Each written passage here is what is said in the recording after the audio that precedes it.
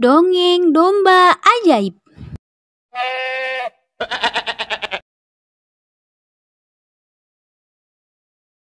Baheula di hiji kampung aya seorang budak lalaki. Egon ngaran eta budak teh. Hanjakal eta budak teh kacida malesna sarta sok ngalawan kanu jadi indung. Kalakuan sejena anu goreng teh nyaeta resep pisan ngadukeun domba. Dina hiji poe, Egon indit bari nungtun domba jaluna anu begang lantaran teu diurus muru kategalan paranti manehna ngadukeun domba. "Hei Ro, yu urang adukeun deui domba teh," ceuk Egon ka Suhro anu geus nyampak di eta tempat. "Ke heula atuh Gon, domba kuring mah can sebeuheun nyatuna ge," jawab Suhro. "Alah, teu pira oge sato atuh Ro, keur naon dipikanya oge. Domba mah moal ngartieun ieu." Ari maneh, nya ari moal ngartieun teh mah. Tapi sarua bae jeung urang hayangeun barang hakan.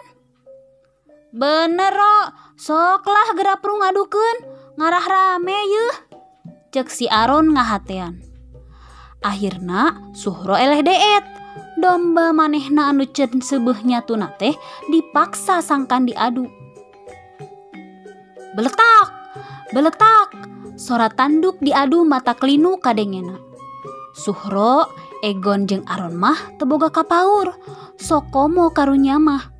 Maranehna anggur ting arengklak bari sareuri suka pisan ningali domba anu keur silih teunggar teh. Lila oge diaduna eta domba teh. Akhirna domba Egon beakeun tanaga, tuluy lumpat ngajauhan domba Suhro. Suhro jeung Aron ngekeak Egon anu lumpat ngudak dombana anu lumpat kana rumpun. "Hei, neangan saha maneh?" Teu kanyahoan aya nu nyentak ka Egon. Egon ngaliuk ka lebah datangna eta sora. Gebeg, manehna ngarenjag sabab nempo hiji lalaki sembada sarta beungeutna parenges pikasieunun. Budak kedul, tukang ngalawan ka kolot. Maneh teu boga rasa jeung kanyaah ka sasama makhluk. Leuwih hade maneh jadi domba anu goreng rupa, ceuk eta lalaki bari molotot ka Egon. Ajaib, dadak sakala awak Egon robah jadi anak domba. Barang sadar kana eta kajadian, ngan segruk bae manehna ceurik jejeritan. "Ampun, tulung, kuring embung jadi domba, Pak. Robah deui ieu kuring jadi jelema," ceuk Egon ngalengis matak ngahlas. Jebrod, jebrod, awak Egon anu geus jadi domba teh dipecutan tarik ku ragrang karing. Egon ceurik bari ampun-ampunan bakating ku nyeri.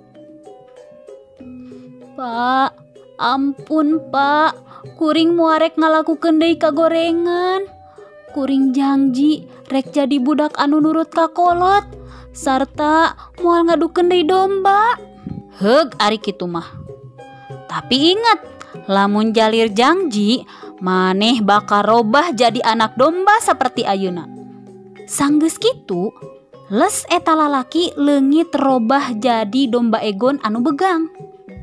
Egon oge robah deui ka asal.